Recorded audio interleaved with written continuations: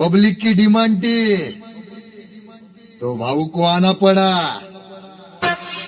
अब देख तमाशा, मालूम ना भाऊ कैसा लेता है फिर? टपाटप टपाटप कैसा लेता है फिर? मजा है।